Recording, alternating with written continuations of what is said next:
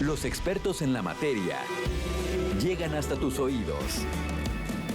El tema del día. A primera hora.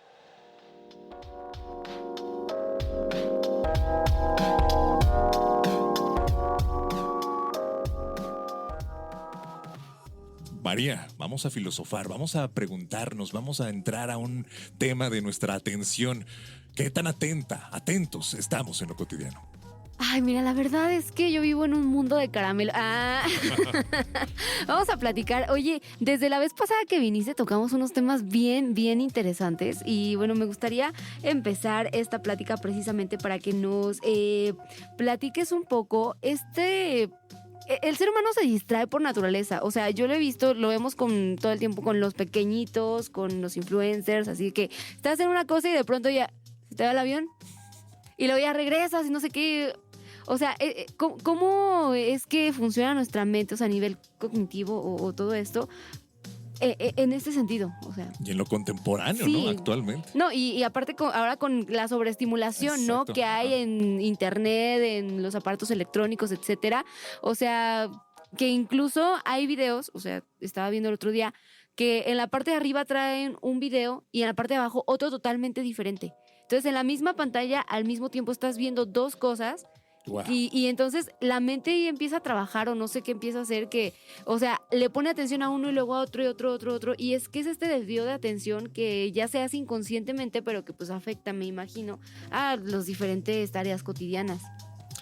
Sí, el abordaje que yo hago no tiene tanto que ver con las neurociencias, ¿no? En primer lugar, sino más bien tiene que ver con ver cuál es la dimensión crítica del modo en que experienciamos hoy el hecho de tener atención, ¿no? ¿Cómo experienciamos la atención?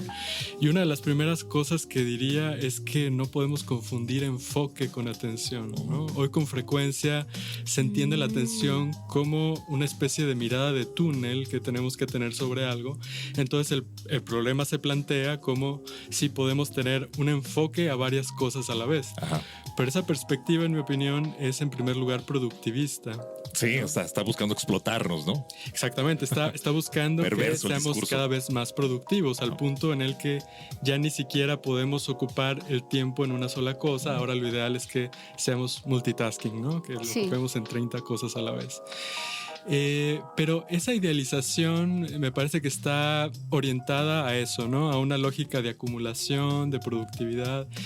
Y lo cierto es que en la antigüedad la atención no se pensaba de esa manera, ¿no? Si por ejemplo pensamos en el budismo, la lógica de la meditación no tiene que ver con enfocarse en una sola cosa, ¿no? Sino con atender a todo un mundo que nos rodea, ¿no? La atención está en lo abierto, no en lo enfocado a una sola cosa, ¿no? Entonces, una de las preguntas filosóficas que yo me he tenido que hacer es a partir de qué momento se empieza a entender la atención como enfoque, ¿no? Y pienso que, bueno, por supuesto no es algo que he estudiado a profundidad, pero tiene que ver, creo yo, con la invención del libre albedrío, con la invención de la voluntad, ¿no?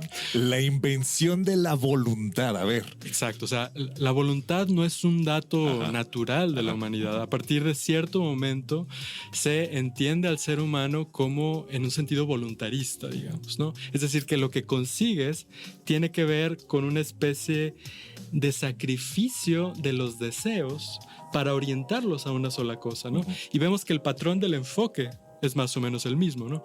Pensemos, por ejemplo, en un diagnóstico que se da muy comúnmente hoy, que es el trastorno de déficit de atención e hiperactividad, ¿no? Típicamente lo patologizamos porque asumimos que, por ejemplo, los niños que no ponen atención en clase es porque no tienen la capacidad volitiva para mantener su atención en eso que el profesor les dice que tiene que mantener su atención. Entonces lo patologizamos porque asumimos que lo que está careciendo ese niño o niña es de la voluntad sacrificial para poner atención a algo que no le interesa probablemente. En un sistema que me conviene, en el que se vio inmerso y sin tener una voluntad de quiero estar en eso. Exactamente, porque el enfoque o estas perspectivas son en primer lugar productivistas. Entonces nos arrancamos los cabellos, de que ya no prestamos suficiente atención, no en el sentido de que ya no tenemos esta receptividad a lo abierto, como pensaría un budista, sino en el sentido de que vamos a ser menos productivos. ¿Cómo es que estos niños van a manejar los aviones en los que voy a volar algún día? ¿No? Sí. Esos son el tipo de preocupaciones que tenemos, en vez de repensar que la atención tiene este carácter, en primer lugar, pasivo, en primer lugar, receptivo. Es una especie de sensibilidad con lo que nos rodea y que nos permite hacer una especie de interpretación reflexiva, ¿no? Digamos, de atender a lo que genuinamente nos venga como interesante, no a lo que nos planteen como interesante y nos obligue a enfocarnos a eso. A ver, Juanjo, ya se te cuecen las babas por hablar. Es que, verdad, a mí me encanta, de verdad, cada que vengas yo voy a estar así súper mega fascinado.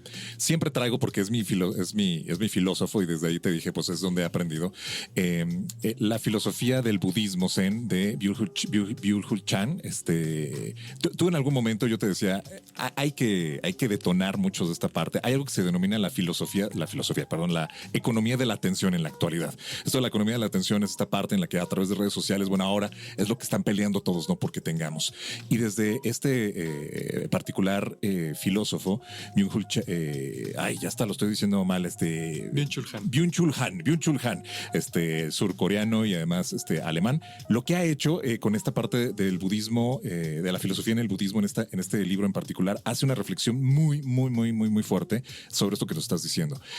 Mucho de esta parte y hace como que cuenta, ¿no? Una historia. Dices, cuando se rompe una vasija, muchos lo que hacen es retirarla, tirarla y decirle, y desde acá es la reconstrucción de eso mismo. Es decir, si una vasija se cae y demás, el tiempo dedicado, él habla mucho de los ritos, lo que significa el tiempo y lo que le dedicamos. Esta parte de la atención, una cosa que está sucediendo en ese momento, lo que ahora está jugando mucho con nuestra atención también es lo que va a pasar o lo que ya pasó. ¿Qué es lo que entonces está en un sistema involucrado desviando nuestra atención a que no estemos viviendo en este instante, en este momento, lo que estamos sacrificando por algo que es anhelar, por algo que es extrañar, por algo que es nostalgia, por algo que es seguramente incluso hasta algo que nos está trayendo ansiedad que no está ni por pasar y a lo mejor estamos divagando? Sí, diría que este problema de la economía de la atención tiene que ver con la invención de la publicidad, ¿no? Básicamente. Es decir, si hoy pensemos en una obra de teatro, ¿no? Cómo hay un reflector que señala, por ejemplo, un personaje y nos pide, pon atención en él. Lo que tienes que ver. Bueno, hoy nuestra realidad es como si nos vinieran reflectores de todos lados y todo el mundo está peleando, está en competencia porque le demos nuestra atención, que yo diría más bien que le demos nuestro enfoque, ¿no? Entonces, en esa economía de la atención, bajo esta lógica productivista, por supuesto que viene como improductivo, pero también como un problema de consumo, el hecho de que nos detengamos y en vez de voltear a donde nos dicen los reflectores que volteemos, no voy a decir hacia una interioridad, porque esto no tiene que ser necesariamente budista, sino volteemos a nuestra situación colectiva concreta, ¿no? A la sensibilidad de un mundo que nos rodea y que por supuesto incluye también, digamos, nuestra interioridad, ¿no? Sí, bueno, estamos platicando de la atención y el enfoque, el que con la llegada de la publicidad nos quedamos en eso, pues este problema ha crecido en la población, en la sociedad, y decíamos, ¿no? Que un ejemplo pues muy tangible de eso es Times Square. Nosotros, si alguna vez tenemos la oportunidad de ir o hemos tenido esta oportunidad como turistas, pues hay mucho que conocer, hay mucho que vivir. Es la ciudad en la que se encuentra esta avenida, pues precisamente tiene mucha cultura, las diferencias entre ambas sociedades, etcétera, etcétera, etcétera. Sin embargo, lo que ya caracteriza es que te paras en una esquina y todo es el bombardeo de esta publicidad. Y es lo que decía, ¿no? Es publicidad que son como reflectores que están nada más enganchando nuestra atención, pero ¿para qué? Sí, o sea, lo que hay que considerar aquí es que de alguna manera hay una pretensión de reducir la vida a pura producción y consumo, ¿no? Entonces, cada pequeño hueco que tengamos, cada espacio que tengamos tiene que ser aprovechado para sacarle algún tipo de ganancia, ¿no?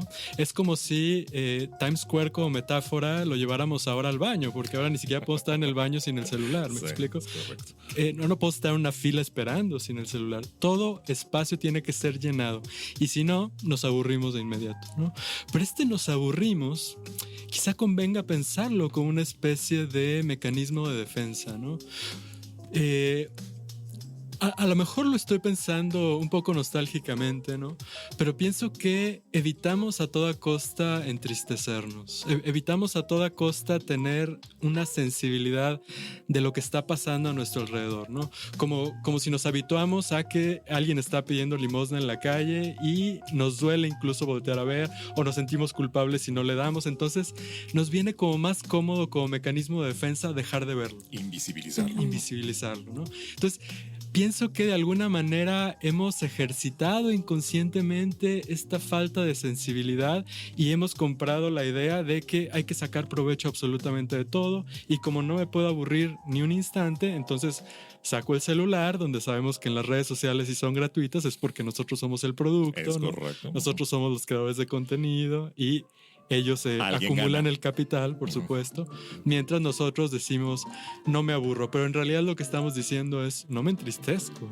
No me entristezco ante lo que nos está gritando la realidad manifiesta, ¿no? A ver, Juanma, ante esta postura en la que hablar de filosofía para muchos luego es así como que, ay, a ver, eso de filosofar, y eso como por qué. El que surjan preguntas, y esta es una básica, ¿no? Y creo que es una premisa de lo cotidiano. El que digan, no cuestiones, solamente da seguimiento a lo que son instrucciones y demás. El cuestionarnos, el que vengan este tipo de reflexiones en el que nos sentemos y dediquemos este espacio y estos 20 minutos para estar hablando precisamente sobre lo importante que puede ser nuestra atención y a dónde está dirigida. ¿Por qué hacer un alto? ¿Por qué como sociedad, ante este mecanismo en el que estamos sumergidos en esta sociedad de consumo, producir, consumo, producir, y si de pronto ya no entro en ese, eres el rechazado, eres la otredad, el que voy a estar señalando y no funcionas? ¿Por qué sí pararnos? ¿Y qué es lo que vendría a darnos? Uno, el cuestionarnos, reflexionar, y dos, si no se puede salir de este esquema capitalista, este sistema que nos tiene ahogados en este círculo redundante, pues ¿qué beneficios tiene el pensarlo? La primera trampa que necesitamos tratar de evitar es justamente no incorporar a ese detenernos y a la filosofía en sí misma a esta lógica de la ganancia, ¿no? Eso es quizá lo más complicado, ¿no? Así como, ¿qué voy a ganar si estudio filosofía? Bueno, lo que vas a ganar es que ya no vas a pensar en términos de ganar. Así tienes que pensar radicalmente, ¿no? Hay una frase que se ha repetido mucho en las últimas décadas de un autor que se llama Fredric Jameson y de otro que se llama Mark Fisher, que dice, hoy nos es más sencillo pensar el fin de la vida humana que un simple cambio radical en el sistema económico, ¿no? Es absolutamente brutal esta frase porque es cierta. Y porque me sacrifico antes que cualquier otra cosa. No solamente me sacrifico, sino que estoy trabajando para mi extinción. ¿No? Esta es la radicalidad del asunto, ¿no? Mientras yo siga en este engranaje que lo único que pide de mí es que sea productivo y que consuma, las cosas que me están estresando son las mismas cosas que están trabajando para mi extinción y la de mis hijos, ¿no? Esa es la radicalidad del mundo en el que estamos. Entonces, para mí, la filosofía tiene que ver con meter el freno de mano a un tren, diría Benjamin, que se está dirigiendo a un abismo. A un precipicio. ¿Sí? No estoy tratando de ser fatalista y exagerado aquí. O sea, sabemos que hay un colapso climático, sabemos que hoy en día hay decenas de genocidios, no solamente el que está ocurriendo en Gaza, ¿no? Sabemos que la calidad de vida de la gente ha ido bajando considerablemente por una mayor acumulación de capital, y sin embargo nuestra preocupación es ¿a dónde me voy a ir de vacaciones? ¿Cómo le voy a hacer para renovar mi carro? ¿Explico? Si vivimos la vida de manera acrítica, estamos de plano... Sí, seguimos pisando el acelerador de ese tren que va al abismo. Ese es mi punto. Y yo lo aplaudo, estoy totalmente de acuerdo. Y entonces ese freno de mano, esta postura, estos espacios para acá, vienen a que hay una serie de posturas, hay una serie de elementos, lecturas, particularmente lecturas. Si uno quiere empezar con este rollo de la filosofía, pues sí, hay muchos influencers, hay muchos que hacen ahí sus... pero siempre no, una recomendación será ir, ¿no?, a los clásicos y particularmente estos autores. Y pues el día de hoy vienes para acá porque este es pretexto precisamente a hablar de esto que es el equilibrio eclipse de la atención.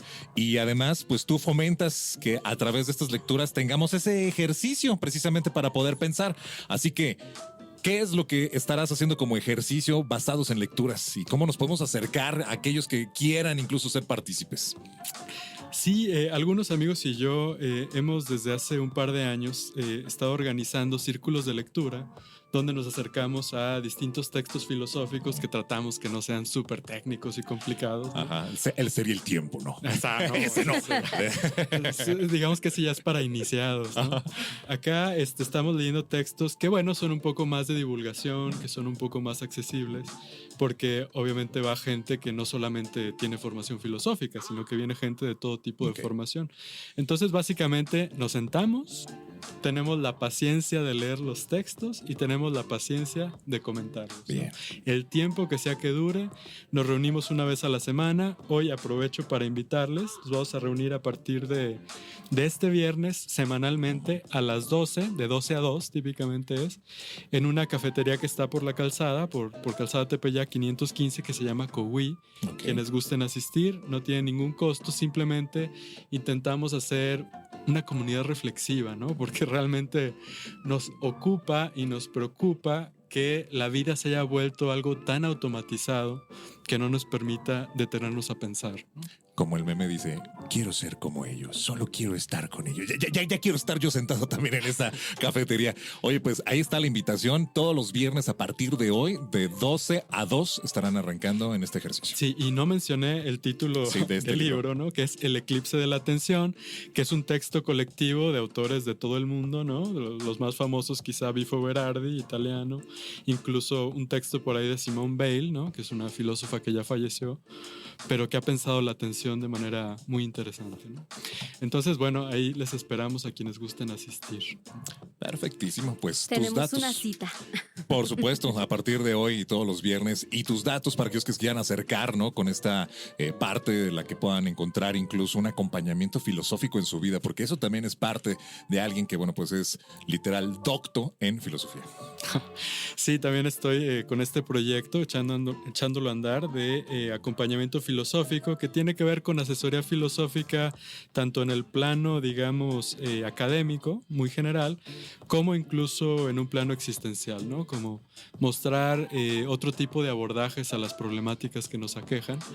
No es propiamente terapia en un sentido tradicional, pero sí puede venir como terapéutico tener otro tipo de abordajes, ¿no? Porque a veces nos ciclamos en la manera en la que abordamos los problemas.